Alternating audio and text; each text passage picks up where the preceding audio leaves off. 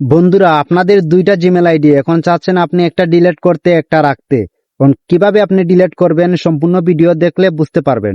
তো প্রথমে আপনারা চলে যাবেন জিমেইলে। জিমেইলে যাওয়ার পরে এই যে তীর আইকন আছে, তীর আইকনে ক্লিক করবেন।